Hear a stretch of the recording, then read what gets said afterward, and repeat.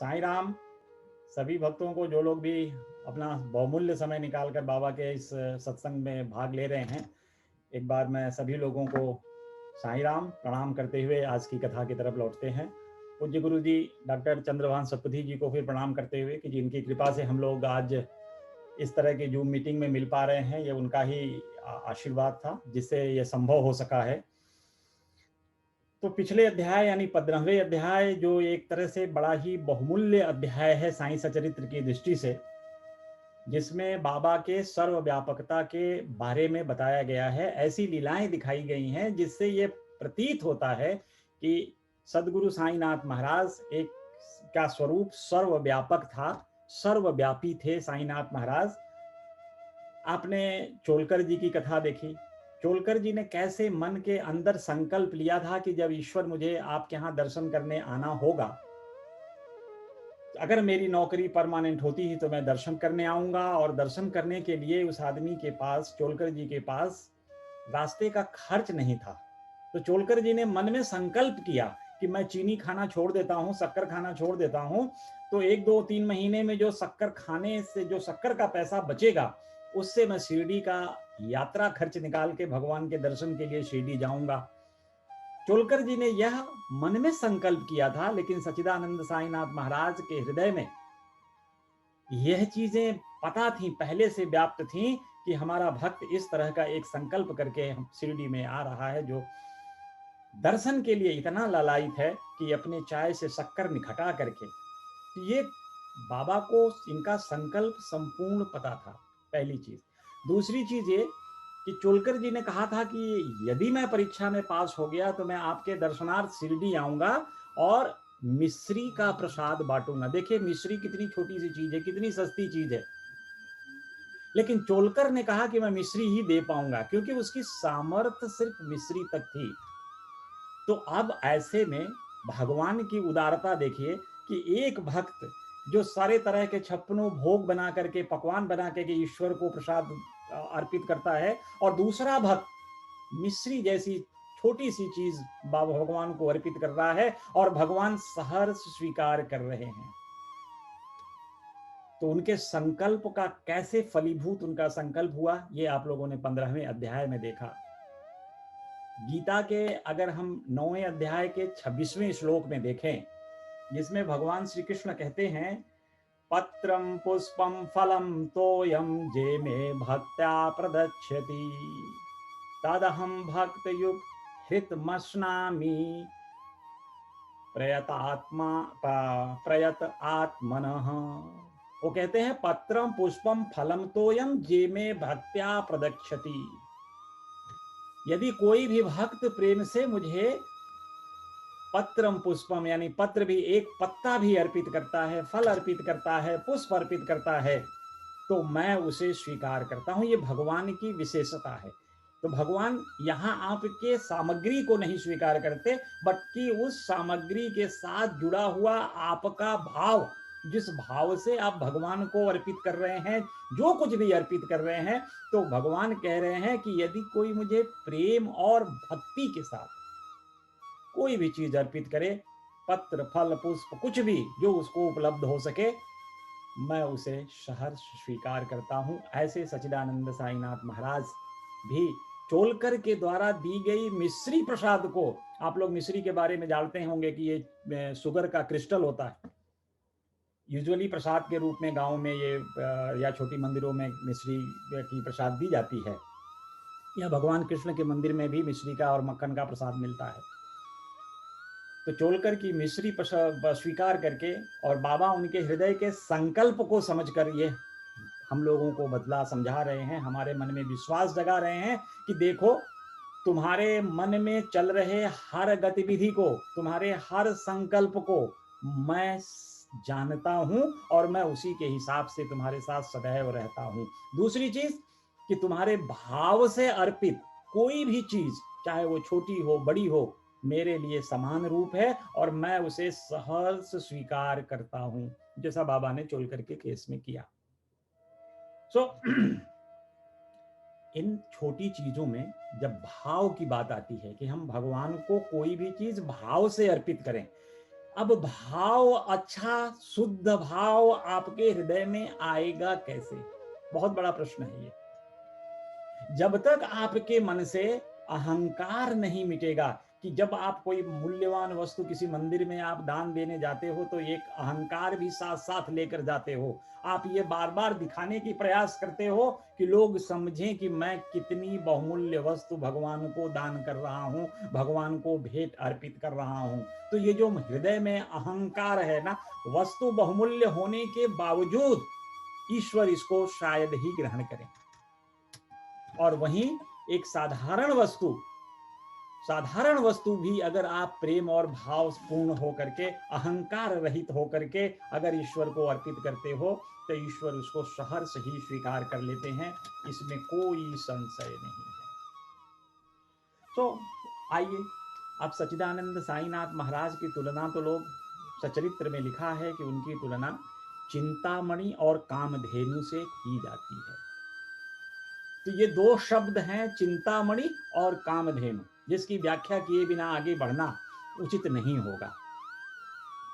तो दो चीज समझिए, चिंतामणि क्या है और कामधेनु क्या है। चिंतामणि शायद कम लोग जानते होंगे, लेकिन कामधेनु के बारे में सब लोग जानते होंगे कि कामधेनु एक ऐसी गाय है जिसको हम कामधेनु कहते हैं, जो हमारी सर्व इच्छाओं को स्वतः ही पूर्ण कर देती हैं। यानी इस कामधेनु गाय से अगर आप कुछ भी मांगिए तो आपकी मनोकामना, आपकी इच्छा संपूर्ण होती है, पूर्ण होती है। कामधेनु के लिए तो आप सब, मैं समझता हूं कि हर व्यक्ति परिचित होगा, लेकिन चिंतामणि से शायद कम लोग परिचित होंगे। और चिंतामणि के साथ साथ मुझे चिंतामणि का व्याख्या करते समय एक अवसर भी मिल रहा है कि चिंतामणि गणपति अष्टविनायक में से एक चिंतामणि गणपति भी हैं, तो उनके बारे में आपको कुछ बताऊं। चलिए, चिंतामणि जी, ये गणपति महाराज जो चिंतामणि गणपति हैं, इनकी उत्पत्ति कैसे हुई, ये कैसे चिंतामणि नाम पड़ा गणपति जी का, तो यहाँ देखने की बात है। क्योंकि इसमें एक समय एक जंगल में बड़ा ही एक पौराणिक कथा है ये। जंगल में एक कर्ण नाम का राक्षस था और बड़ा बलवान था। तो वो ऋषियों को तपस्या ना करने दे, भले मनुष्य को कोई अच्छा यज्ञ कर्म ना करने दे, सबको बहुत कष्ट देता था। तो एक बार जब कपिल मुनि के पास ये खबर पहुंची तो कपिल मुनि ने कहा कि चलो ऐसा करते हैं कि क्योंकि गुरु के पास तो सिर्फ दया है, करुणा है, तो दया और करुणा ही बांटता है। तो उसने कर्ण जैसे राक्षस को भी कपिल मुनि ने अपने आश्रम में आमंत्रित किया कि भाई तुम आ करके हमारे यहाँ भोजन करो, अपने सब इष्ट मित्रों के साथ आओ। कर्ण बड़ा प्रसन्न हुआ, कह रहा है ये फकीर आदमी कुटिया में मुझको बुला रहा है अपने गणों के साथ, ये क्या खिलाएगा हमको, इसके पास क्या है जो हमको देगा। वो उपहास उड़ाने के लिए कपिल मुनि के आश्रम में गया और जाकर के कपिल मुनि के आश्रम में कपिल मुनि से कहता भी है कि अरे मुनि, आपके पास क्या है जो आप हमारे सभी गणों को बुला लिए यहाँ पे, और हम सब लोग एकत्रित हैं आपके यहाँ भोजन करने के लिए, लेकिन आप इनको भोजन कहाँ से कराओगे। कपिल मुनि ने कहा कि आप बैठें, आसन ग्रहण करें, हम कुछ व्यवस्था करते हैं। उन्होंने चिंतामणि एक रत्न था, उसको बाहर निकाला और स्टूल के ऊपर रख करके चिंतामणि को कहा भाई कितने अतिथि आए हैं, इनके लिए खाने की व्यवस्था किया जाए। और देखते ही देखते चिंतामणि के प्रभाव से वहां एक बहुत ही अच्छा भोजन कक्ष बन गया और तरह तरह के पकवान बन गए।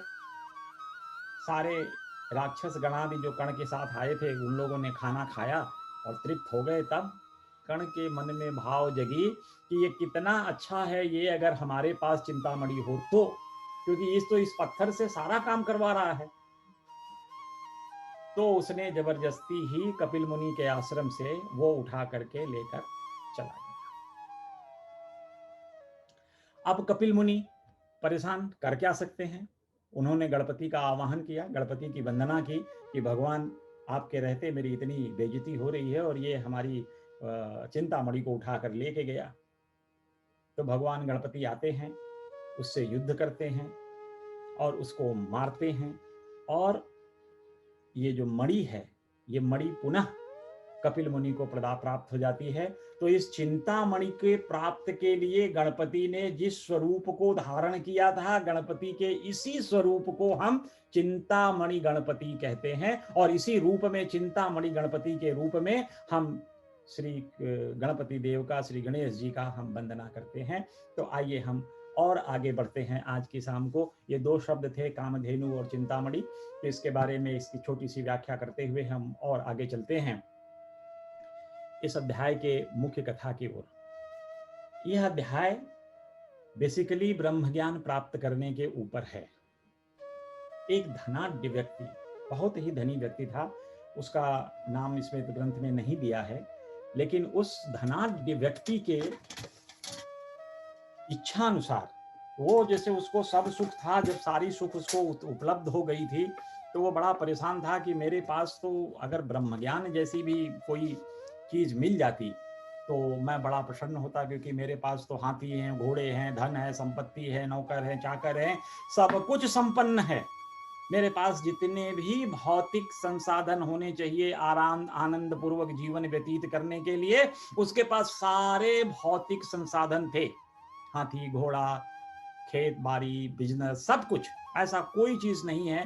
तो वो बार बार कहता था कि अगर मुझे ब्रह्म ज्ञान जैसी चीज भी मिल जाती तो मेरे से ज्यादा प्रसन्न कौन रह सकता है, मेरे से ज्यादा खुश रहने वाला कौन सा व्यक्ति हो सकता है यदि मुझे ब्रह्म ज्ञान मिल जाए। तो वो व्यक्ति बड़ा परेशान होकर अपने दोस्तों से बोलता है कि मुझे यार ब्रह्म ज्ञान चाहिए, और कहाँ से मिलेगा। तो किसी ने कहा कि ब्रह्म ज्ञान देने वाले तो सच्चिदानंद साईनाथ महाराज ही हैं शिरडी में, जो सबको ब्रह्म ज्ञान देते हैं, तुमको भी बहुत जल्दी से करा सकते हैं, लेकिन ब्रह्म ज्ञान प्राप्त करने की कुछ तो योग्यताएं होती हैं, और तुम में तो कोई योग्यता नहीं है, किसी लायक नहीं हो, तुम तो सिर्फ धन के पीछे भागने वाले धन पिपासु हो, तुम दूसरों से उनके धन को छीनकर अपने धन में वृद्धि करने वाले व्यक्ति हो, तुमको ब्रह्म ज्ञान कैसे भगवान दे देंगे। साईं बाबा के पास अगर तुम जाते भी हो तो तुम्हें ब्रह्म ज्ञान नहीं प्राप्त होगा, इसलिए बेहतर है कि तुम शिरडी साईं के पास ब्रह्म ज्ञान जैसी चीज को प्राप्त करने के लिए जो तुम्हारे लिए है नहीं, मत जाओ। वो व्यक्ति सोचा कि अरे इनके कहने से क्या होता है, मैं इतना धनाढ्य हूं, इतना पैसा है, मैं जाऊंगा और साईं से अपना ब्रह्म ज्ञान लेकर आऊंगा। जिस क्षण मुझे ब्रह्म ज्ञान मिल गया मैं तो सर्वज्ञानी बन जाऊंगा, क्योंकि वेद में कहा है ब्रह्म विद्याम सर्व विद्याम प्रतिष्ठान, क्योंकि ब्रह्म विद्या ही संसार की सारी विद्याओं की अधिष्ठाता है, आधारशिला है। तो जैसे ही मुझे ब्रह्म विद्या मिल जाएगी मैं इस संसार में सबसे सुखी व्यक्ति हो जाऊंगा। तो अपने दोस्तों का कहना, उनका जो लोग दोस्तों ने उसको आगाह किया कि तुम्हें ब्रह्म विद्या नहीं मिल सकती, उसको भी भूल कर वो बिल्कुल ध्यान नहीं दिया उनकी बातों पे, और जा करके शिरडी में बाबा के पास एक बढ़िया सा रथ सजाया और रथ पे बैठ करके शिरडी की तरफ प्रस्थान कर लिया, और जल्दी शिरडी के बाबा पे, शिरडी साईनाथ के द्वारका माई में पहुंच गया। जाकर के बाबा को प्रणाम करके कह रहा है, बाबा शिरडी आने वाले हर व्यक्ति को आपके दर्शन मात्र से ही ब्रह्म ज्ञान प्राप्त हो जाता है, मैं भी आपसे ब्रह्म ज्ञान प्राप्त करने के लिए आपके शरण में उपस्थित हुआ हूं, कृपया मुझे ब्रह्म ज्ञान दें। बाबा बड़ा आश्चर्यचकित थे। बाबा तो मन की सारी बातें जानते थे कि कौन सा व्यक्ति है, किस लिए आया है, कैसा स्वभाव का आदमी है, ये किसकी दिनचर्या कैसी रही है, कितना धार्मिक है, कितना अधार्मिक है, ये सब चीजें बाबा के हृदय में तो सारी व्याप्त थी। इसके हृदय में बातें चल रही थी। तो बाबा ने उसको सावधानी से कहा कि अच्छा ठीक है भाई बैठो। तो कह रहा है अरे बैठो नहीं, मैं बहुत दूर से आ रहा हूं और थक चुका हूं, इसलिए आप मुझे ब्रह्म ज्ञान शीघ्र प्रदान करो और मैं चलूं यहाँ से, क्योंकि मैं सिर्फ ब्रह्म ज्ञान लेने के लिए आपके पास आया हूं और कोई काम नहीं है मेरा यहाँ आने का। बाबा ने कहा अरे भैया अधीर मत हो, जल्दीबाजी मत करो, ब्रह्म ज्ञान कोई ऐसी चीज नहीं है जो मैं तुम्हें ऐसे ही पकड़ा दूंगा, थोड़ा बैठो, थोड़ा सब्र करो। ये तो आज मेरे लिए बड़े सौभाग्य का दिन है कि कोई भक्त मेरे पास आके ब्रह्म ज्ञान मांग रहा है, नहीं तो आज तक जितने भक्त आए किसी ने कहा कि मेरे पुत्र नहीं है, भगवान मुझको एक पुत्र दे दीजिए। किसी ने आके कहा बाबा मेरा बिजनेस रुक गया है, कृपया मेरा बिजनेस आगे बढ़ा दीजिए। किसी ने आके कहा बाबा मेरे परिवार में सारे लोग बीमार चल रहे हैं, कृपया इनके रोग को निर्मूल नाश कर दीजिए। तो सब लोग भौतिक चीजों को मांगने के लिए मेरे पास आए। आज कोई पहला व्यक्ति है जो मेरे पास आकर के कह रहा है भगवान मुझे ब्रह्म ज्ञान दीजिए। मैं तो बहुत खुश हुआ हूं आपके दर्शन पाकर के मैं धन्य हुआ कि आप ब्रह्म ज्ञान प्राप्त करने के लिए यहाँ आए हो। अब बात आगे बढ़ने लगी, लेकिन उस आदमी के पास जो व्यक्ति ब्रह्म ज्ञान के लिए गया था समय ही नहीं है। वो परेशान बाबा को कह रहा है देखो बाबा आप ये भाषण मत, हमको जो देना है वो ब्रह्म ज्ञान दो, और ब्रह्म ज्ञान दो। मेरा इच्छा खड़ा है, टांगा खड़ा है, जल्दी से ब्रह्म ज्ञान दो और मैं चलूं। मैं यहाँ रहने नहीं आया हूं, ना कुछ प्रवचन सुनने आया हूं। तो बाबा ने कहा भैया थोड़ी देर तो बैठ जाओ, मैं तुम्हें ब्रह्म ज्ञान देने की व्यवस्था करता हूं। अब देखिए बाबा के शब्दों का खेल। बाबा ने कहा मैं तुम्हें ब्रह्म ज्ञान देने की व्यवस्था करता हूं, और इधर उधर की बातें करने लगे बाबा उससे। फिर बाबा ने एक बच्चे को बुलाया और कहा बेटा तुम जरा नंदू मारवाड़ी के पास चले जाओ और नंदू मारवाड़ी से 5 रुपए मांग कर ले आओ। तो बच्चा चुपचाप बाबा का आज्ञा पालन किया, गया नंदू मारवाड़ी के घर। वहां जाकर देखता है तो नंदू मारवाड़ी के घर पे ताला लगा है। बच्चा वापस आता है, बाबा से कहता है बाबा नंदू मारवाड़ी के घर में ताला लगा है, वो घर पे नहीं है। तो बाबा ने कहा अच्छा नंदू मारवाड़ी नहीं है तो अब तो पैसा तो 5 रुपया हमको चाहिए, अति आवश्यक है। तो बाबा ने फिर किसी एक भक्त का नाम बता दिया। बच्चा गया फिर उसके घर से भी जब लौट कर बच्चा आया, कह रहा है बाबा ये भी घर पे नहीं था इसलिए पैसा नहीं मिला मुझे। अब बाबा ने कहा अच्छा एक काम और कर, इस आदमी के पास चला जाए। किसी और के घर पे बाबा ने फिर उसी बच्चे को भेज दिया। बच्चा फिर से वापस आता है, और जब बच्चा फिर से वापस आया तो परिणाम तो वही था, नहीं है घर पे। और घर पे नहीं होने का मतलब हुआ कि अब करें क्या। बाबा परेशानी उनके चेहरे पे दिख रही है। उसको 5 रुपए चाहिए थे और ये भाई साहब वहीं बैठ के तमाशा देख रहे हैं। तो इन्होंने अपना धीरे से बाबा से कह रहे हैं बाबा आप कब से अपने काम में व्यस्त हो, मैं आपके पास इतनी दूर से आया हूं कि मुझे ब्रह्म ज्ञान दे दो, और आप हैं कि मुझे ब्रह्म ज्ञान दे नहीं रहे हैं, अपने कामों में ही व्यस्त हैं। कभी इस बच्चे को वहां भेजते हो, कभी यहां भेजते हो। तो बाबा ने कहा भैया मैं अभी तक क्या कर रहा था, ये तुमको ब्रह्म ज्ञान देने का ही प्रयास कर रहा हूं ना।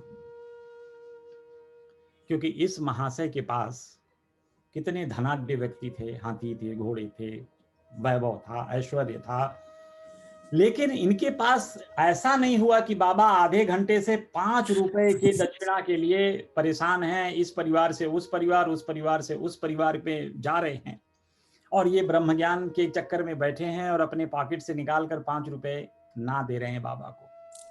ये असमर्थ है 5 रुपया देने में, और चाहते हैं कि इनको ब्रह्म ज्ञान दे दें। बाबा यही सब कहानी चल रही है।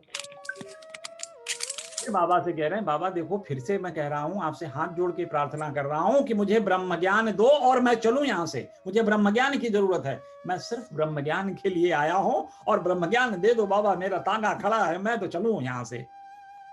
क्योंकि आप ब्रह्म ज्ञान सबको देते हो, इसलिए यही सुनकर मैं आपके शरण में आया हूं, मुझे भी ब्रह्म ज्ञान दो, मैं चलूं। अब बाबा ने कहा कि भैया मैं तुमको इतना चीजें इतनी देर से समझा रहा था, यह ब्रह्म ज्ञान के ही तो बातें कर रहा था मैं। देखिए अगर हम संक्षेप में कहें तो ब्रह्म ज्ञान प्राप्त करने के लिए कुल 5 चीजों का त्याग करना पड़ता है। जैसे पंच प्राण, व्याख्या करूंगा इसका कैसे इसको करते हैं। 5 इंद्रियां, मन, बुद्धि, अहंकार, इन चीजों का त्याग जब तक हम नहीं करेंगे तब तक आपको ब्रह्म ज्ञान संभव नहीं है। अब मैं ब्रह्म ज्ञान के बारे में आपको भी समझा दूं, क्योंकि ब्रह्म ज्ञान आपको भी समझ ब्रह्म ज्ञान है क्या।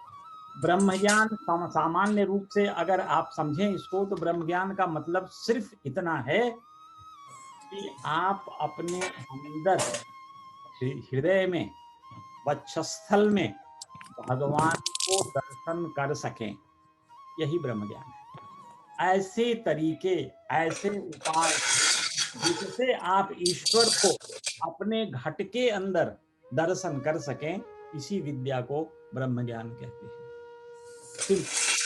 अब देखिए, ये इन्हीं की बात नहीं थी, ये ब्रह्म ज्ञान के लिए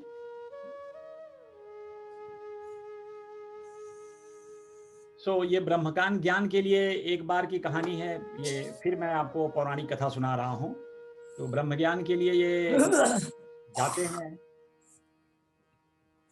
ये क्यों नहीं आ रहा है गावली जी को? हाँ, ब्रह्म ज्ञान के लिए एक बार नारद जी भगवान श्री कृष्ण के पास गए।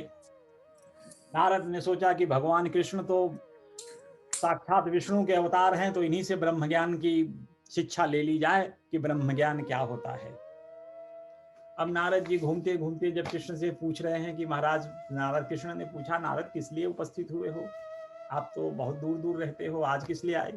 तो नारद जी कहने लगे, महाराज मेरे मन में एक प्रश्न बहुत दिनों से कौंध रहा था, मुझे व्यग्र चिंता करते जा रहा था, तो मैं इसलिए आपके पास आया हूं कि मुझे ब्रह्म ज्ञान प्रदान करते, बताते कि ब्रह्म ज्ञान क्या होता है। तो कृष्ण ने कहा, ऐसा करते हैं कि चलो थोड़ा जंगल में घूम आते हैं, और रास्ते में मैं बात करते करते आपको ब्रह्म ज्ञान के बारे में बता भी दूंगा कि ब्रह्म ज्ञान क्या होता है। नारद जी सहर्ष तैयार हो गए, जंगल में गए। धूप तेज थोड़ी लग रही थी, सो नारद को प्यास लगी, लेकिन नारद बोल नहीं रहे हैं भगवान से कि मुझे प्यास लगी है। तो इनके हृदय की गति कृष्ण समझ गए, और कृष्ण समझ करके इनके हृदय की गति इनको कहते हैं, नारद जी लगता है आपको प्यास लगी है। प्यास तो दरअसल मुझे भी लगी है। तो नारद कह रहे हैं, महाराज प्यास तो लगी है, लेकिन समस्या ये है कि इस जंगल में मुझे पानी कहाँ मिलेगा?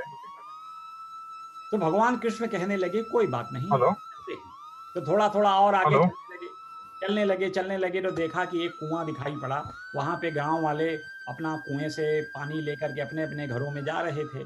तो नारद ने कहा कि महाराज एक तो कुआं मिल गया यहाँ पे। तो कृष्ण ने कहा कि हाँ, पानी तो ले लो, कुआं मिल गया तो नारद जी की देखी, नारद जी जाते हैं कुएं के पास, एक स्त्री से प्रार्थना करते हैं कि कृपया थोड़ा सा पानी मुझे पिला दें। जब स्त्री नारद को पानी पिलाने लगती है, तो नारद की दृष्टि, जिसको कुदृष्टि कह सकते हैं आप, उस स्त्री पर पड़ी, और नारद माया के वशीभूत होकर उस के सौंदर्य में खो गए। अब नारद को यह प्रश्न भी भूल गया कि मैं श्री कृष्ण के साथ ब्रह्म ज्ञान ढूंढने चला था, और श्री कृष्ण मेरे लिए इंतजार कर रहे होंगे, मैं पानी लेकर जाऊंगा तो श्री कृष्ण पानी पिएंगे। नारद मुनि अब तो उस दुनिया से निकल करके दूसरी दुनिया में आ गए। अब यहाँ पे उनकी उस स्त्री के सौंदर्य में ही व्याकुल, परेशान, उसके एकदम लुभावने। स्त्री पानी लेकर के अपने घड़े में भर करके अपने घर की तरफ चलने लगती है, और नारद जी भी उसके पीछे पीछे पीछे पीछे पीछे उसके घर की तरफ चले गए। जैसे ही नारद जी उस स्त्री के घर में जाके, लेकिन बोलना क्या है? अरे वो मैं सनील से बात किया, सनील का भी नारद क्वारंटाइन अभी भी लगा के रखा है। क्या बात है? कितना दिन का? जब नारद 3 दिन का रखा है। जब नारद मुनि घर बोलते हैं, कामले जी म्यूट कर लीजिए प्लीज। नारद मुनि को, हाँ जी, आप म्यूट कर लीजिए अपने आप को, आपके यहाँ से आवाज आ रही है। हाँ, नारद मुनि को देख करके जब स्त्री का पिता था, बड़ा खुश हुआ कि मेरे घर नारद मुनि साक्षात पधारे हैं, बड़ा प्रसन्न हुआ, और नारद मुनि को बड़ा आओ भगत किया, और नारद मुनि को उनके अपने घर में रख लिया, जगह बना दिया रहने के लिए, नाश्ता पानी सब मिलने लगा। और नारद यही चाहते थे कि उसके घर में रहें। तो नारद ने उसके पिताजी से कहा कि ऐसा है जी कि मैं अब इस घर में 2-4 दिन रहना चाहता हूं, क्योंकि मैं बहुत थक गया हूं। तो आदमी भी कहा कि अरे महाराज नारद जी, आप मेरे घर आए हैं, आप जितना चाहे उतने देर रहें, हमारे लिए सौभाग्य की बात। और नारद यहीं उसके घर में रहने लगे। 4-5 दिन व्यतीत हो गया। अब नारद की व्यथा और बढ़ने लगी, बहुत परेशान होने लगे नारद कि अब कैसे। हर समय इनका एक ही काम होता था कि किसी तरह से घुमा फिरा कर उस स्त्री के स्वरूप को देखना। अल्टीमेटली नारद जी ने अपने ट्रम्प कार्ड फेंका, उसके पिता को बोला कि मैं आपकी कन्या से शादी करना चाहता हूँ। पिता ने कहा कि देखिए, कन्या की शादी तो मुझे किसी न किसी के साथ करनी है, और आप जैसा सौभाग्यशाली वर मिल गया मुझे, तो मैं यहाँ से क्यों ऐसा कहूँगा कि आपसे शादी नहीं करूँगा। तो इसका पिता भी सहर्ष तैयार हो गया। जब वो तैयार हो गए कि चलो शादी कर देते हैं, तो दोनों की शादी हो गई उस स्त्री के साथ। और नारद स्त्री के साथ शादी हो करके, कहते हैं उस खेल में माया के फंस चुके, और धीरे धीरे गृहस्थ आश्रम चलाने लगते हैं, और उनको उन्हीं से बच्चे भी उत्पन्न होते हैं। अब जब बच्चे उत्पन्न हो गए, गृहस्थी चलने लगी, देखा कि कुछ समय के बाद एक ऐसी परिस्थिति आई कि पूरा नगर जलमग्न हो गया। बहुत बड़ी बाढ़ की विभीषिका आई कि सब के सब डूबने लगे। तो नारद ने अपने बच्चे और बीवी को उठाया और मकान के दूसरी मंजिल पर चला गया, जो अमूमन हम सब लोग करते हैं कि निचली मंजिल पे अगर पानी आ गया तो ऊपर की मंजिल पे चले जाते हैं, और ऊपर की मंजिल पे जब पानी भर गया तो नारद जी छत पे चले गए। अब छत पे भी जब नारद जी की पानी चढ़ने लगा, तब नारद को ऐसा लगा कि अब तो वो नहीं बचेंगे, और देखा उन्होंने कि इनके दोनों बच्चे पानी में बह गए। पत्नी रोने लगी। नारद ने कहा, भाग्यवान रो क्यों रही है, तू भी है मैं भी हूं, बच्चे तो और हो जाएंगे, हम लोग बच गए, ये क्या कम है। अब नारद जी की कथा ऐसे ही थी। धीरे धीरे धीरे पानी इतना बहा, इतना बढ़ा कि नारद जी की पत्नी भी पानी में चली गई। अब आगे देख रहे हैं नारद जी की पानी इतना बढ़ा, जब पानी नारद जी के गले के ऊपर तक चढ़ने लगा तो श्वास रुकने लगी उनकी। जब श्वास रुकने लगी तब भगवान को चिल्लाए, भगवान बचाओ। भगवान तो वहां खड़े हैं पानी के चक्कर में, और यहाँ कह रहे हैं भगवान बचाओ मेरी। जब भगवान के यहाँ बात, तब इनकी तंद्रा खुलती है। तब इनका जो वहां जिस स्थिति में प्रवेश कर गए थे, वो स्थिति इतनी जो विचारणीय कथाएं, जो इतना चीज उनके मन में इस तरह की बातें चलती रहीं वहीं कुएं पे खड़े खड़े, तब उनके समझ में आया कि भगवान को तो मैं पानी लेने आया था। गए भगवान के पास, हाथ जोड़कर बोले, महाराज क्षमा कर देना, मेरे से गलती हो गई, मैं इन चीजों में भूल गया। भगवान ने एक ही चीज कहा कि नारद, क्या आपके प्रश्न का उत्तर मिल गया। यह प्रश्न आपके लिए भी है कि क्या नारद को ब्रह्म ज्ञान की प्राप्ति हो गई। नारद ने कहा, महाराज मैं आपका ऋणी हूं, मैं ब्रह्म ज्ञान को समझ गया। मतलब इस संसार में रहते हुए, इस संसार की वास्तविकता को समझते हुए, उस चीजों से जो आपको डिस्ट्रैक्ट करती हैं ईश्वर से, उनसे छुटकारा प्राप्त कर लेने का विधि ही ब्रह्म ज्ञान है। यानी जब तक आप सांसारिक गतिविधियों से अलग नहीं होंगे, इस माया से अपने आप को अलग करने का प्रयास नहीं करेंगे, तो आप ब्रह्म ज्ञानी कैसे बनेंगे, ब्रह्म विद्या आप कैसे ग्रहण कर सकते हैं। तो नारद भगवान के चरण पर गिर के एकदम बिल्कुल कह रहे हैं कि महाराज, इस माया इतनी लुभावनी है कि इसके जाल में व्यक्ति जब फंस जाता है, वो तभी समझता है जब पानी नाक तक आ जाती है। यही कहावत यहां से शुरू हुई कि अब तो पानी नाक तक आ गया। तो नारद को अपना तंद्रा खुला, अपना ज्ञान आया, और वो भगवान के बात ये समझ गए कि ब्रह्म ज्ञान प्राप्त करने के लिए सबसे पहली आवश्यकता है कि आप इस संसारिक गतिविधियों से, ये जो मायावी दुनिया है, इससे अपने आप को बचाने का तरीका ढूंढें, और यही तरीका ब्रह्म ज्ञान कहलाता है। अब बात आती चली गई, ये भाई साहब वहीं बैठे हैं, और बाबा की ये सब सारी कहानियां देखने के बाद भी ये महाशय बार बार थोड़े समय के बाद बाबा से कह देते थे, बाबा मुझे ब्रह्म ज्ञान दो न, मैं जाऊं, मेरा तांगा खड़ा है। बाबा भी परेशान, कह रहे भाई, अब वहां पूरी द्वारिका माई खचाखच भरी हुई थी, उस दिन तो ऐसा था कि जैसे बाबा कुछ और उपदेश देने वाले थे, सबके मनों में जितने भी ऋणी लोग हैं अपने आप पहुंच जाते हैं वहां ऐसे चीजों में, जहां ऐसी कथाएं चलती हैं, जहां भगवान की चर्चा होती है। जिनके भाग्य अच्छे होते हैं वो तुरंत पहुंच जाते हैं उस जगह पे और भगवान की कथा में भाग लेने लगते हैं। तो ये उस समय पूरी द्वारिका माई में लोग बैठे थे, भरा हुआ द्वारिका माई, और ये भाई साहब ब्रह्म ज्ञान लेने के लिए बाबा से बार बार प्रार्थना कर रहे हैं कि मुझे ब्रह्म ज्ञान दो, मैं चलूं। तो बाबा ने कहा कि देखो भाई, ब्रह्म ज्ञान प्राप्त करने के लिए 10 योग्यताएं होनी आवश्यकता है, होने की जरूरत है। अगर आप में ये 10 योग्यताएं हैं तो आप ब्रह्म ज्ञान प्राप्त कर सकते हो। अब भाई साहब के समझ में ना आए, अब तो कह रहा, उसने कहा जल्दी जल्दी बताइए बाबा कौन कौन सी योग्यता होनी चाहिए, मैं उसको एक्वायर करता हूं फटाफट, और मुझे ब्रह्म ज्ञान दीजिए, मैं चलूं। सो बाबा ने कहा कि सबसे पहली जो योग्यता है मुमुक्षुत्व, यानी तुम्हारे हृदय में मुक्त होने की तीव्र उत्कंठा हो, व्याकुलता हो कि तुम मुक्त होना चाहते हो इस जीवन से, इस जन्म मृत्यु के माया से, जाल से, चक्र से तुम मुक्त होना चाहते हो, ऐसा तुम्हारे मन में उत्कंठा हो, व्याकुलता हो, तो तुम ब्रह्म ज्ञान के लायक हो। अब यहां पे एक शब्द है मुमुक्षुत्व। मुमुक्षुत्व का जो अर्थ है, मुमुक्षुत्व का मतलब यही होता है कि मोक्ष की प्राप्ति के लिए मन में व्याकुलता।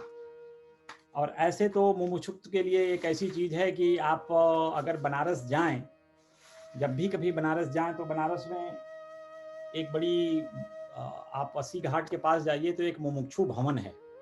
मुमुक्षु भवन का मतलब ये होता है कि वहाँ ऐसा चला आ रहा है पुरानी प्राचीन कला से, टाइम से, कि जिनको भी जब ये पता चलता है कि अब मृत्यु होगी तो वो मोक्ष के लिए काशी आते हैं और मुमुक्षु भवन में टिकते हैं। मुमुक्षु भवन की विशेषता ऐसी कि वहां 24/7 भगवान के नाम ध्यान कीर्तन चलते रहते हैं, क्योंकि कृष्ण ने गीता में कहा है कि मरते समय जब आपका प्राण शरीर से निकल रहा हो, उस क्षण जो भी भाव आपके हृदय में होगा, आपका अगला जन्म उसी से निर्धारित होगा। और जो उस समय, अगर मृत्यु के समय जब शरीर से आत्मा निकल रही हो, उस समय अगर भगवान का ध्यान आपके हृदय में आ गया तो यह निश्चय जानिए तुम मेरी सद्गति प्राप्त कर लोगे, मेरे लोक में आ जाओगे। तो इसी प्रिंसिपल पे मुमुक्षु भवन बनारस में बनाया गया है, काशी में। और सब लोग जो पुराने बुजुर्ग हो जाते हैं, जब लगता है कि अब प्राण निकल जाएगा, तो उनको ला करके लोग वहां पे मुमुक्षु भवन में रख देते हैं। अब मुमुक्षु भवन, मुमुक्षु के बारे में भी एक कहानी से आपको समझाता हूं, क्योंकि ये चीज आसानी से ये भी नहीं समझ में आएगी कि मुमुक्षु के लिए जो मुमुक्षुत्व होती है, वो तत्व है, मुमुक्षु तत्व जो है, उस तत्व की व्याकुलता किस श्रेणी की होनी चाहिए, इसका डायमेंशन क्या होना चाहिए, वो मैं समझाने की एक कथा के शिष्य से के माध्यम से आपको समझाता हूँ।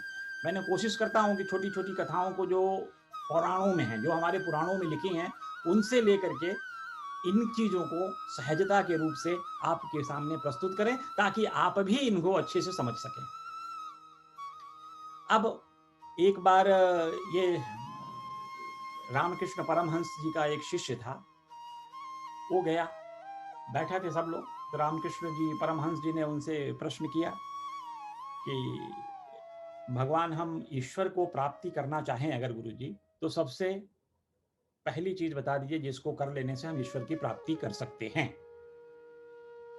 तो परमहंस जी ने उनसे कहा, बच्चों से कहा कि भाई देखो, मेरे हिसाब से ईश्वर की प्राप्ति के लिए जो सबसे ज्यादा आवश्यक है वो मुमुक्षुत्व होना चाहिए, यानी मुक्ति की उत्कंठा, इस माया जाल से छूटने की उत्कंठा अगर तुम में है, तब तो तुम ठीक है, तुम मुमुक्ष बन सकते हो, तुम ईश्वर को भी प्राप्त कर सकते हो। तो उसने कहा कि अच्छा महाराज, हम एक प्रार्थना आपसे करते हैं, आप बताइए मुमुक्षुत्व है क्या, मैं तो नहीं समझा। तो उन्होंने कहा तुमको कभी अलग समझाएं। एक दिन ऐसा समय आ गया जब ये बच्चा आश्रम में बैठा था, तो परमहंस जी ने उससे कहा चलो आज गंगा स्नान करके आते। अब इस बच्चे को लेकर के परमहंस जी गंगा स्नान करने गए। जब वो बच्चा गंगा स्नान कर रहा था, तो एक बार जोर से उसने राधे राधे करते हुए अपना नाक पकड़ा और पानी में गोता लगा लिया। परमहंस जी वहीं बगल में खड़े थे, और परमहंस जी ने उसके सर के ऊपर हाथ रख के उसका गला पानी में ही दबाए रखा। बच्चा लगा, शिष्य हाथ पैर मारने, बड़ा परेशान होने लगा, ये क्या कर रहा है, आज तो गुरुजी हमको मार डालेंगे। बिल्कुल जब एकदम ऐसा व्याकुल हो गया कि अब प्राण नहीं निकलेंगे, तब गुरु ने उसका धीरे से गर्दन छोड़ दिया और वो जोर से हांफते हुए बाहर निकला पानी से और कह रहा है, गुरुजी आपने तो ऐसा कर दिया था कि ऐसा लग रहा था मानो मेरा प्राण एक क्षण में ही निकल जाएगा, और मैं इतना व्याकुल हो गया था। तो गुरुजी ने कहा कि तुमको समझ में आया व्याकुलता का मतलब?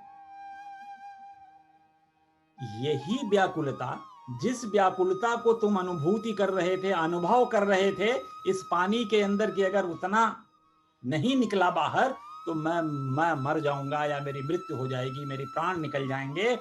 ऐसे ही व्याकुलता अगर तुम्हें मुमुक्षुत्व की होगी, ईश्वर प्राप्ति की होगी, इतनी व्याकुलता होगी कि ईश्वर के बिना तुम रह नहीं सकते, तुम्हें ऐसा लगे जिस क्षण कि बिना ईश्वर के मेरी मृत्यु हो जाएगी। वो जो तुम्हारा भाव है, उसी भाव को हम मुमुक्षुत्व कहते हैं। भक्त शिष्य समझ गया और समझ करके चला। सो यही चीज मैं आपसे कहना चाहता हूं कि मुमुक्षुत्व यह एक ऐसी विधा है, ऐसी चीज है कि हर व्यक्ति में ईश्वर को प्राप्त करने के लिए अपने जीवन से, इस सांसारिक गतिविधियों से मुक्ति के लिए इच्छा व्यक्त होनी चाहिए, इच्छा उत्पन्न होनी चाहिए। तभी आप ईश्वर के भाव को, ईश्वर के स्वरूप को समझने में सक्षम हो सकेंगे। सुन रहा था कथा वो, फिर बाबा ने कहा कि देखो दूसरा गुण जो होगा, जो रिक्वायरमेंट है, वो विरक्ति, वैराग्य। अब वैराग्य का भाव ऐसा है कि मैं अरु मोर तोर तय माया। यहां तो हम सब लोग एक ही सृष्टि में बधे हुए हैं कि सृष्टि में दो ही चीज दिखाई पड़ती है, जो कुछ मेरी है कुछ तुम्हारी है। ये मेरा बच्चा है तुम्हारा बच्चा, इसके अलावा तो सृष्टि में कुछ है नहीं सब, और जो मेरा है मैं उसको पकड़ के रखूंगा, कहीं जाने नहीं दूंगा, उससे मेरा लगाव है, आसक्ति है। तो जब तक यह आसक्ति बनी हुई है इस सांसारिक चीजों से, तब तक वैराग्य कहां से आएगा? मैं आपको बताता हूं, आप लोगों को भी वैराग्य आया है, कभी कभी आता है वैराग्य। जैसे कि आप को किसी को मान लीजिए कि किसी को खीर बड़ी पसंद है, बहुत खुश होता है खीर खा के, और किसी जगह किसी जजमान ने खाने पे बुला के उनको इतना खाना खिला दिया कि अब पेट में एक कप पानी जाने की भी जगह नहीं बची है। फिर कोई व्यक्ति खीर लेकर आता है, कहता महाराज थोड़ा 2 कप खीर खा लीजिए, आपका तो बड़ा प्रिय भोजन है। तो आप क्या कहते हो? उस खीर की चाह आप में बहुत ज्यादा थी, उसमें आसक्ति थी, लेकिन क्षणिक वैराग्य उत्पन्न हो गया, क्योंकि आपके शरीर की कंडीशन ऐसी है कि आप खीर खा नहीं सकते, तो उस खीर के प्रति आपको वैराग्य उत्पन्न हुआ। इस वैराग्य को हम कहते हैं क्षणिक वैराग्य। दूसरा उदाहरण के लिए हम चलते हैं शमशान घाट पे। जब आप किसी के शव के साथ शमशान घाट पहुंचते हो और जब चिता जलने लगती है, तो आपके मन में क्या भाव उत्पन्न होता है? उस क्षण तो आपको लगता है कि दुनिया यही है और हमारा हश्र यही होगा, यही अंतिम यात्रा है हमारी, हम चाहे दुनिया में कुछ भी कर लें, प्राप्त सिर्फ ये चिता ही होगी, यही हमारा फाइनल डेस्टिनेशन है। तो आदमी के हृदय में फिर क्षण भर के लिए वहां वैराग्य फिर से उत्पन्न होता है। आदमी वैराग्य होता है, मारो सब दुनिया बेकार है, झूठी दुनिया है, इसमें ईश्वर के अलावा इस दुनिया में कुछ नहीं है, हमें ईश्वर के समीप रहना चाहिए। लेकिन जैसे ही आप शमशान घाट से बाहर निकलते हो, माया का खेल प्रारंभ हो जाता है और माया फिर से आपके ऊपर चढ़ जाती है, और फिर आप शमशान घाट की जो वैराग्य प्राप्त हुई थी, क्षणिक वैराग्य, वो वहीं छूट जाती है, फिर से आप दुनियादारी में लपट जाते हो। मुमुक्षु के लिए तो देखे, आप शाम की आरती गाते हैं, शाम धूप आरती में एक लाइन है, जालुनी आनंग सस्वरूपी राहे दंग मुमुक्ष जन दावी निज डोला श्रीरंग आरती साईं बाबा। ये सांग धूप आरती में लिखा है खुद, जालुनी आनंग। हे भगवान, हमारी मनोकामनाओं को, हमारी इच्छाओं को आप अंदर ही जलाकर मुझे अपने स्वरूप का दर्शन करा देते हो। हम साईं बाबा से सब लोग यही प्रार्थना करते हैं ना। इस श्लोक इसका मराठी इस पद्य का यही मतलब है, जालुनी आनंद, मेरे कामनाओं को, इच्छाओं को आप जला करके स्वस्वरूपी राहे दंगा, स्वस्वरूप अपने निजी स्वरूप का, जिस स्वरूप में आप हो वो दर्शन मुझे आप कराते हो हे भगवान। तो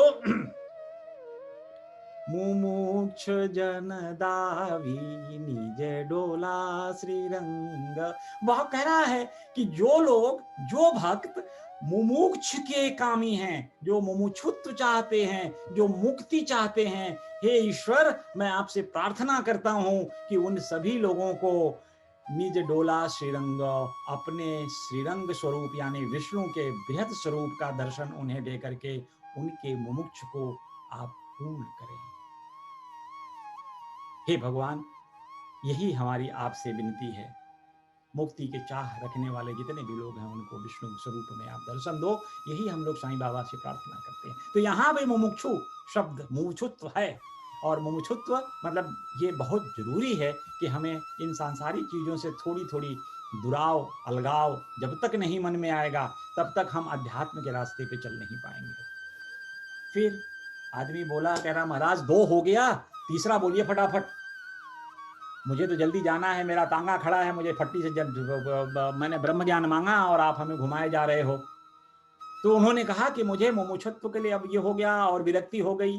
तो बाबा ने कहा तीसरा अंतर्मुखता। अब ये अंतर्मुखता का मतलब समझिए, अंतर्मुखी यानी आपके शरीर में 5 इंद्रियां हैं, ये हम सब जानते हैं। 5 इंद्रियां जिनसे हम सब कुछ ग्रहण करते हैं संसार की चीजें, जैसे स्वाद इंद्रिय, स्वाद ग्रहण करते हैं जीवा से, नास इंद्रिय खुशबू की लेते हैं, कर्ण है सुनते हैं चीजें, कर्णप्रिय चीजें होती हैं, स्पर्श है। सो ये हमारी इंद्रियां हैं। तो अभी जीवा क्या चाहती है? जीवा चाहती है कि मुझे बाहर के अच्छे अच्छे भोज्य पकवान मिले, मैं वो खाऊं, अच्छे अच्छे तैलीय सुगंध मेरे नाकों को मिले। वो कहां से आएगा? बाहर से आएगा। तो हम बाहर की चीजों की तरफ आकर्षित होते हैं। लेकिन अगर आप बाहर की तरह आकर्षित होंगे तो जैसे नारद स्त्री के स्वरूप से आकर्षित होकर भटक गए अपने मार्ग से, ठीक उसी तरह से आप भी, अगर आपकी इंद्रियां बहिर्मुखी हैं, बाहर की तरफ जाती हैं, बाहर से अपना भोजन प्राप्त करती हैं, तो आप भी अपने रास्ते से भटक जाओगे। फिर ये ब्रह्म ज्ञान और ये आध्यात्मिकता ये सब छोड़ देना, फिर उसमें कुछ नहीं होता। तो बाबा कहते हैं भाई इसके लिए तो बहुत जरूरी है कि तुम अंतर्मुखी हो, माने अपने इंद्रियों का रसास्वादन अंदर से करो। भगवान के स्वरूप को, आंखों को अगर देखना है तो आंखें बंद करके ईश्वर का दर्शन अपने हृदय के अंदर करो। स्वाद भगवान को वही पसंद है जो तुम खिलाओगे। तो उस स्वाद को जो भगवान को दे रहे हो, उस स्वाद का खुद अनुभूति करो। एक बार एक किसान था, किसी बड़े साहूकार के घर पे हल चलाता था। तो साहूकार रोज उसको नाश्ता लेकर खेत में जाता था कि अगर इसको कहूंगा कि नाश्ता करने घर चले जाया करो अपने, तो ये 1 घंटा लगाएगा और 1 घंटा मेरा खेत का हल चलना बंद हो जाएगा। तो इससे बचने के लिए साहूकार खुद नाश्ता लेकर जाता था कि 5 मिनट में नाश्ता करा के इसको फिर से हल पे लगाए रखूंगा। एक दिन नाश्ता लाने में साहूकार को बड़ा देर हो गया। साहूकार जब खेत में पहुंचा तो उस भक्त को उसने बोला कि अरे रुक जा, मैं तेरा नाश्ता ले आया हूं। लेकिन भक्त अपना हल नहीं रोका, चलते रहा चलते रहा चलते रहा चलते रहा। साहूकार को बड़ा गुस्सा आया कि मैं इसका मालिक और इससे कह रहा हूं कि तुम रुक जाओ, और इसके पीछे पीछे चल रहा हूं, ये रुकने का नाम नहीं ले रहा है। तो गुस्से में उसने एक चांटा मारा उसके पीठ पे जोर से पीछे से, और जैसे ही वो चांटा लगा उस मजदूर को तो उसके मुख से दही बाहर निकली। तो वो कह रहा है मालिक गलती को क्षमा करिएगा, मैं अपने भगवान को अपने हृदय में बैठकर दही खिला रहा था। आज नाश्ते में आप देर से आए तो मेरा भगवान भी भूखा था, नाश्ता उसको मैं नहीं खिला पाया था, वरना जो रोज लाते थे पहले मैं भगवान को खिलाकर खुद खाता था। तो आज आप नाश्ता देर से लाए हो, इसलिए मैं भगवान को बाद में देखा कि अब देर हो रही है, तो मन में ही मैं भगवान को दही खिलाने लगा। और देखिए गोपाल कितने अच्छे हैं, मेरे हृदय में विराज करके दही खा रहे थे, वही जब आपने थप्पड़ मारा तो मेरे मुख से वही दही निकली। वो साहूकार वहीं पैर पकड़ लिया, कह रहा हम लोग काहे के जीवन जीते हैं, कहाँ भगवान को देखते हैं, कितनी सहजता में ईश्वर, भाव के ऋणी ईश्वर किस तरह से भक्तों का प्रसाद ग्रहण कर लेते हैं। इसीलिए मैं आप लोगों से सबसे आग्रह करता हूँ, बार बार कहता हूँ, कोई आडंबर की आवश्यकता नहीं है साईं भक्ति में। आप जो खाना खा रहे हो, जो भी आपको ईश्वर कृपा से प्राप्त हुआ है, हाथ जोड़कर एक बार साईं को अर्पित करके साईं का ध्यान कर लेना ही उनको अर्पण के बराबर है। एक बार बाबा का ध्यान करके उस भोजन को खाओ ना, प्रसाद बन गया, उच्छिष्ट भोजन हो गया। उससे सब जितनी भी निगेटिविटी रही होंगी उसकी सब के सब बाबा ले लेते हैं और अपने भक्तों के भाव से भगवान उस भोजन को भी प्रसाद में परिवर्तित कर देते हैं। ऐसे सच्चिदानंद साईनाथ महाराज हैं। कितना आसान है, आपको क्या कठिन है इसमें। जब भी खाने को जो कुछ भी मिला है रूखा सूखा, हाथ जोड़कर एक बार भगवान को कहिए, भगवान आप खा लो, फिर मैं भोजन करता हूँ। दैट्स ऑल, हो गया। नहीं कुछ कर पाए हो तो मन में भगवान को खाली एक बार याद कर लो, भगवान आके भोजन ग्रहण करते हैं, वो तो भाव ग्रहण करते हैं।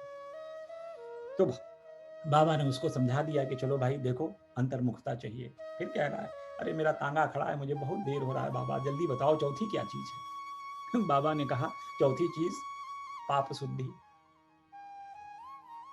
कह रहे हैं, जो तुम्हारे दुष्टता है, जो तुम गलत काम करते हो, उसकी सजा अपने आप को कभी दी? भाई आपकी वजह से अगर किसी को नुकसान हुआ तो उसको आपने अपने आप को सजा कभी दिया? कभी उसको ठीक ठाक करने की कोशिश की, उसकी प्रायश्चित करने का प्रयास किया? तो कहते हैं ये पाप शुद्धि। अष्टादश पुराणेषु व्यासस्य वचनम द्वय परोपकाराय पुण्याय पापाय स परपीड़नम। यानी ये जो पाप कर्म है, बेसिकली पाप कर्म को आप ऐसे समझ लो कि यदि आपके किसी कर्म से किसी भी व्यक्ति को किसी भी प्रकार का कष्ट हो रहा है तो आप ये समझो कि यह पाप कर्म गिना जाता है। तो बाबा ने कहा कि पहले इसकी शुद्धि तो कर लो तुम अपने मन में।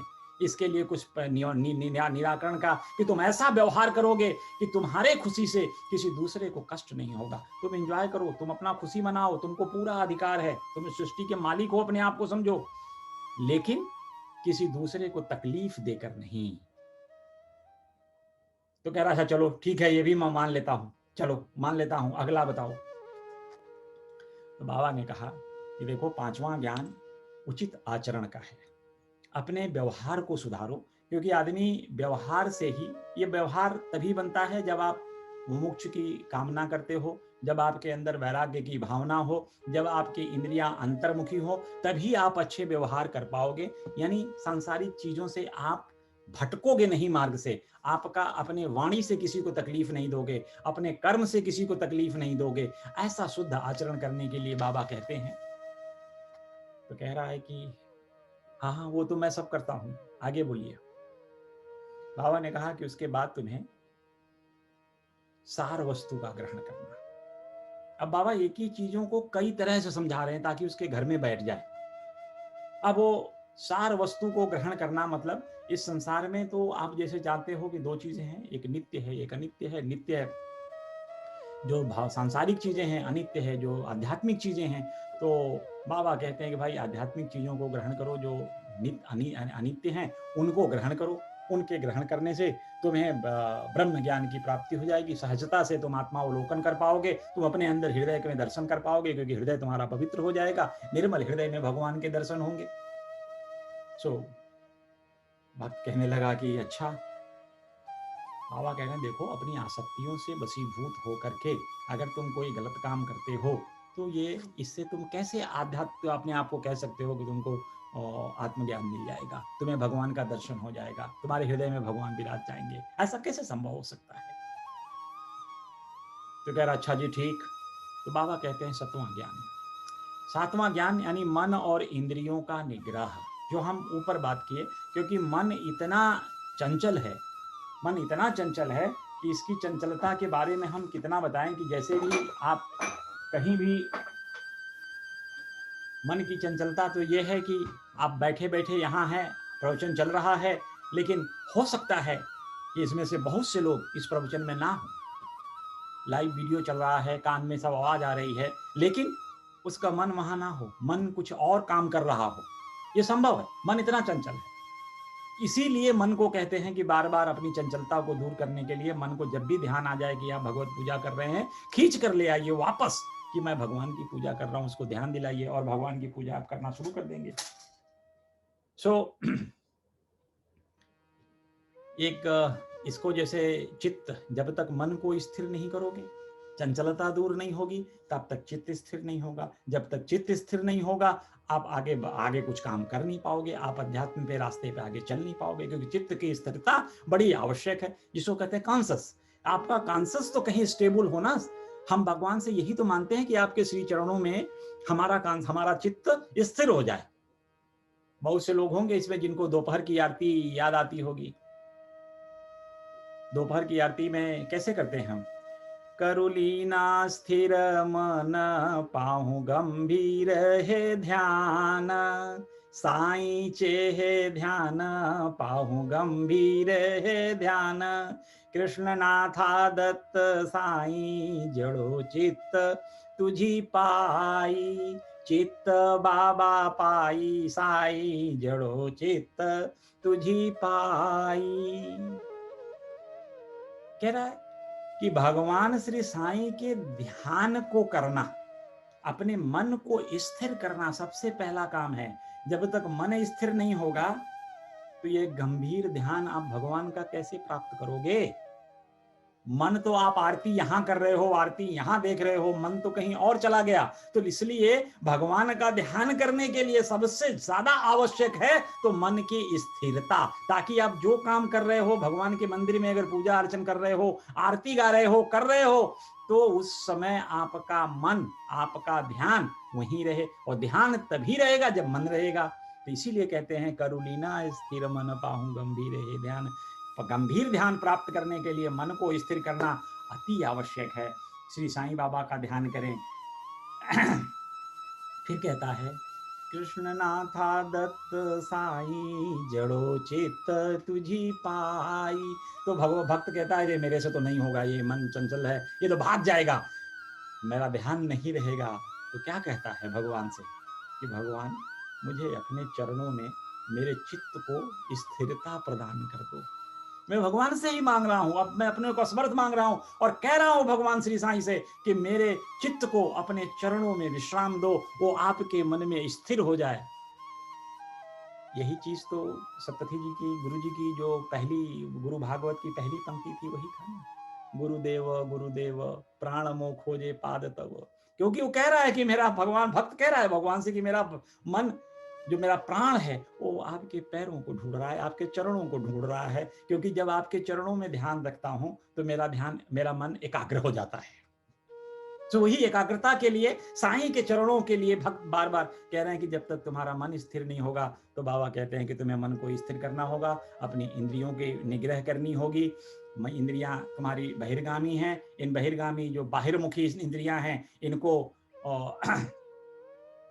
अंतर्मुखी बना लो। किताबें पढ़ करके, इधर उधर सुन करके कुछ नहीं होगा जब तक आप इसको अपने अभ्यास में नहीं लाओगे, अपने विचार व्यवहार में नहीं लाओगे। ये सारी चीजें सुनने में अच्छी लगती हैं, कथनी मीठी खाणसी करनी विष की लोय, कथनी तज करनी करे विषते अमृत होय। कहना तो बड़ा आसान है, बड़ा मीठा भी है, करनी विष की लोय, और करना उसी चीज पे अमल करना। पर उपदेश कुशल बहु तेरे, दूसरे को उपदेश देने में तो सारे लोग कुशल हैं, लेकिन खुद उस उपदेश पे अमल करना, उसी उपदेश पे चलना जो हम उपदेश दूसरों को दे रहे हैं, जो हम दूसरों से चाहते हैं कि उसका व्यवहार मेरे लिए ऐसा हो, क्या हम वही व्यवहार खुद दूसरों के साथ करते हैं? तो बाबा कह रहे हैं कि ये जो ड्यूएलिटी है, इससे दूर हटो। तो फिर बड़ा परेशान हुआ, कह रहा आप क्या करें? तो कह रहा बाबा बहुत कथा सुना ली आपने, थोड़ा आगे बताओ जल्दी जल्दी मुझे, क्योंकि मुझे निकलना है महाराज। तो बाबा ने कहा कि चलो ठीक है, आगे सुन लो। अब ये मन की पवित्रता भी मैंने इसी में ले लिया था, क्योंकि मन की पवित्रता नहीं होगा तो आत्मानुभूति नहीं हो सकती। तो बाबा ने 9वां बताया, गुरु की आवश्यकता।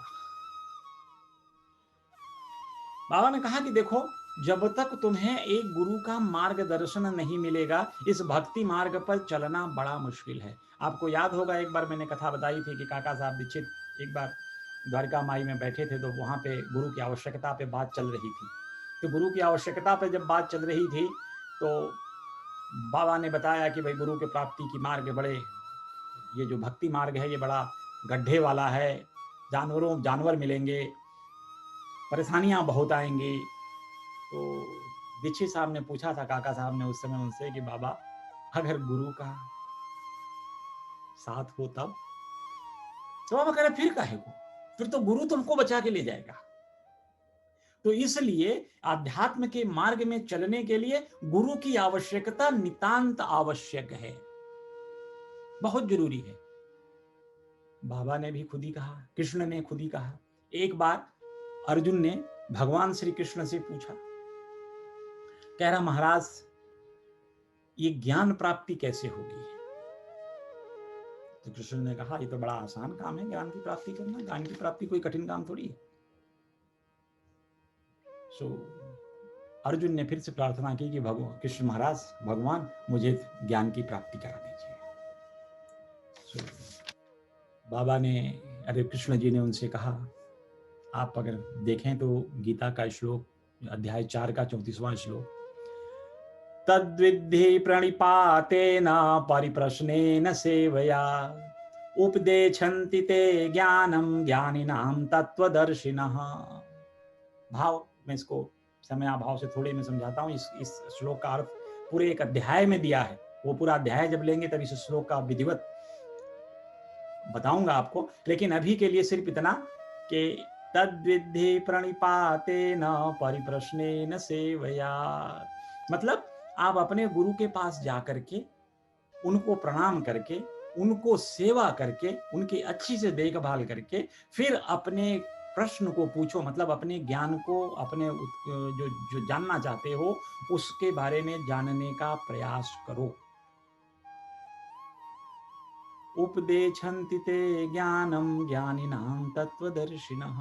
और जो ज्ञानी लोग हैं, जिनको तत्व का दर्शन यानी ईश्वर के दर्शन हो चुके हैं, जिनको ईश्वर दर्शन हो चुके हैं, आत्मा उपलब्धि हो चुकी है, आत्म साक्षात्कार हो चुका है, ईश्वर से साक्षात्कार हो चुका है, ऐसे ज्ञानी गुरु तुमको सरलता के साथ ज्ञान का उपदेश दे देंगे। इसलिए गुरु की आवश्यकता है। इसमें कई चीजें, इसके गूढ़ रहस्य हैं, हम उसको बाद में देखेंगे, लेकिन बस इसका मतलब मेरा ये कहने का था कि गुरु के बिना इस रास्ते पे चलना बड़ा मुश्किल है। और सच्चिदानंद साईनाथ महाराज से अच्छा गुरु आपको कहाँ मिलेगा? सदगुरु इतना सरल, इतना समर्थ कि एक बार अगर आप इनकी शरण में आ गए हो तो आगे का रास्ता यही ले चलते हैं, धीरे धीरे आपके लिए रास्ता खुद बनाते चले जाते हैं। इतने दयालु हैं, इतने कृपालु हैं, इत करुणा अवतार हैं, दया के सागर हैं सच्चिदानंद साईनाथ महाराज। सो ये आदमी तो बड़ा अधीर हो गया, कह रहा है अच्छा जी बाबा मैं अब चला, मैं तो बहुत देर से आपकी प्रतीक्षा कर रहा था कि आप मुझे ब्रह्म ज्ञान दोगे, लेकिन आप मुझे घुमा फिरा के इस चक्कर में फंसा लिए हो, मुझे आपने ब्रह्म ज्ञान दिया नहीं। तो बाबा ने कहा अभी 10वां तो सुन लो, एक और रिक्वायरमेंट है, और 10वां रिक्वायरमेंट सबसे बड़ी रिक्वायरमेंट है, यानी अंत में ईश्वर की कृपा। ईश्वर की कृपा के बिना आप आध्यात्मिक मार्ग पे चल नहीं सकते हो। और इस मामले में आप सब भाग्यशाली हो कि शाम को कम से कम 1 घंटा, हफ्ते में 1 घंटा तो आप बाबा के लिए निकालते हो, अपने गुरु के लिए निकालते हो, ईश्वर के बारे में सुनते हो, ईश्वर के ज्ञान को अर्जित करने का प्रयास करते हो। मन लगाकर अगर सुनते हैं तो ये ईश्वर कृपा की तरफ, ईश्वर की जो कृपा आप पे आनी चाहिए उसके लिए आप अपने अंदर धीरे धीरे थोड़े थोड़े बदलाव करते हुए अपने अंदर को अंदर इतना पवित्र कर लेंगे, हृदय निर्मल हो जाएगा, ताकि आपके हृदय में भगवान प्रविष्ट करके खुद बैठें, आपका मार्गदर्शन करें, आपको रास्ता दिखाएं अच्छे की तरफ और अपने आप गंतव्य की तरफ। गंतव्य तो एक ही है, मोक्ष प्राप्त कर लेना। भगवान श्री आवाजाही जन्म मृत्यु से, क्योंकि जन्म मत मरत दुसह दुख होई, जन्म और मृत्यु के समय जीव को बड़ा कष्ट होता है। तेहि माया बस रहे भुलानी, लेकिन जीव तो वहां माया बस, ये सब सारी चीजें उसको याद नहीं आती, जैसे ही जन्म हो जाता है उसको सब भूल जाता है, ये कितना कष्ट सह के आया है।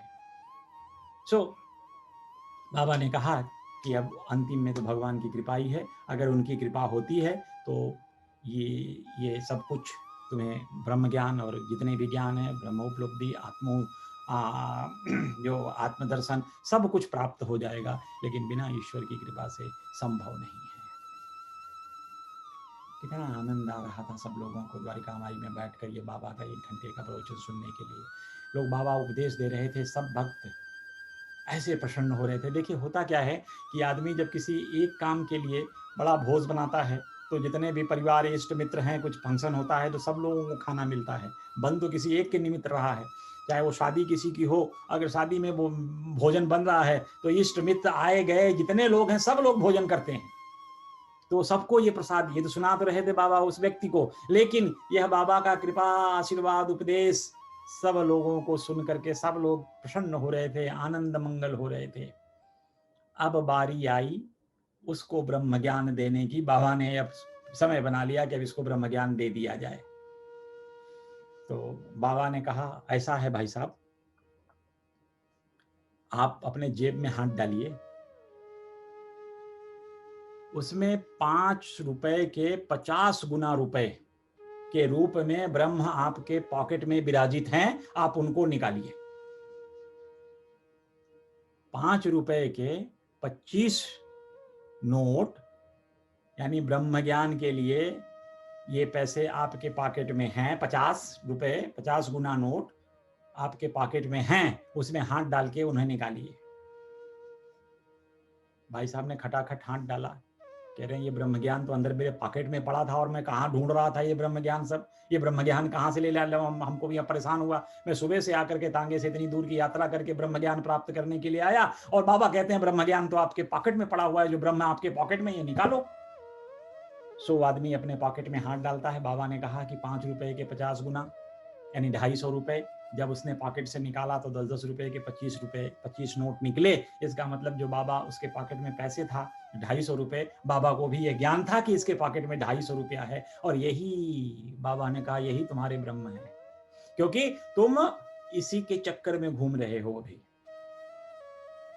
तुम इसी के चक्कर में, पैसे के चक्कर में तुम अभी असली ब्रह्म को प्राप्त नहीं कर सके। जब तुम्हारा मन संतान में, धन में, ऐश्वर्य में जब तक लगा रहेगा, सच्चाई मानो कि आप ब्रह्म ज्ञान की तरफ बढ़ने का प्रयास मत करना, ब्रह्म को जानने का प्रयास मत करना, क्योंकि वो संभव ही नहीं है। ब्रह्म को आप कहते हैं ना, कुछ क्वालिफिकेशंस होती हैं।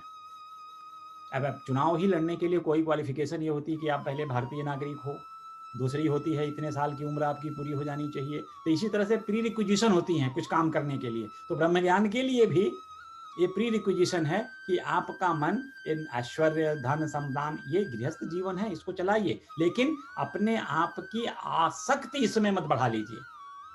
ये तो इसमें आप इस मृत्युलोक में आए हैं, ये कर्म भूमि है, यहाँ आप इनसे छुटकारा नहीं मिलेगा, लेकिन इनमें आसक्त नहीं होना चाहिए। इनमें आपको, जिसे कहते हैं ना कि बिल्कुल यही सब कुछ है, यह मानकर नहीं चलना चाहिए। यह आवश्यक है जीवन यापन के लिए, लेकिन यही सब कुछ है, ऐसा आपके मन में विचार नहीं आना चाहिए। इसको अगर आप फिर चलें बिना तुलसीदास के तो खत्म ही नहीं होता कोई चीज। तो तुलसीदास ने रामचरितमानस में लिखा है, जहां राम तह काम नहीं, जहां काम नहीं राम, तुलसी कबहू होत नहीं, रवि रजनीक ठाम। कह रहे जहां काम है, जहां आपके मन में ये भौतिकता है, वासना है, वहां भगवान का रहना संभव नहीं है। और जहां काम नहीं राम, जहां राम है वहां काम नहीं है, वहां इस तरह की भावनाएं नहीं है, वहां भगवान साक्षात विराजते हैं। कैसे? तुलसीदास कहते हैं कि तुलसी कबहू होत नहीं, रवि रजनी एक ठाव।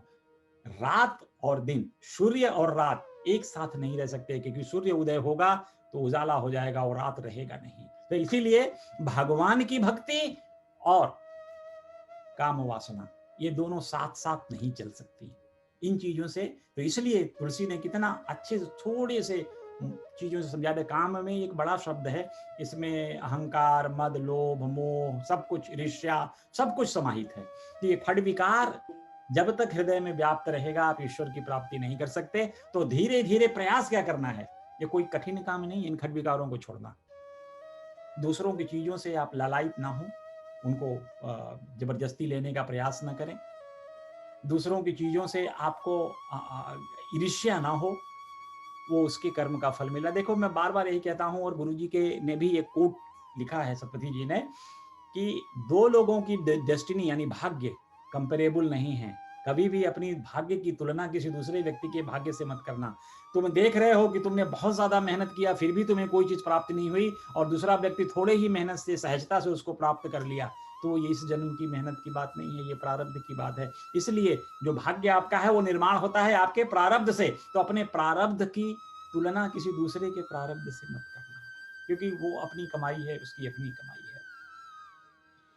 तो इसीलिए बाबा यही कहना चाहते थे इस अध्याय में कि आत्मानुभूति में हम तभी सफल हो सकते हैं जब हम इन सांसारिक चीजों से, खड रिपुओं से थोड़ी थोड़ी अपनी दूरी बना लें और अपने आचरण को सुधार लें। बाबा ने तो यहां तक कहा, तुम्हें जो अच्छा लगे वही करो। अच्छा लगे करो का मतलब बाबा ने इतनी फ्रीडम दी, लेकिन एक ही रोड़ा था उसमें कि किसी को तकलीफ दिए बिना। बाबा तो घटघटवासी थे, कहते भी थे तुम्हें जो अच्छा लगे करो, तुम जहां रहो चाहो वहां रहो, लेकिन ये ध्यान रखना कि मैं तुम्हें देख रहा हूं। और जब आप साईं भक्त हो चुके हैं तो ये निश्चय जानिए कि उनकी एक कृपा दृष्टि आपके ऊपर है। आप गलत सही जो कुछ भी काम कर रहे हैं वो बाबा को, उनके हृदय को स्पर्श करती है, वो जाती है। क्योंकि ये निश्चय जानो कि जब भी आप गलत काम करने जाओगे मन के एक कोने में जरूर टीस आएगा कि मैं गलत कर रहा हूं लगता है।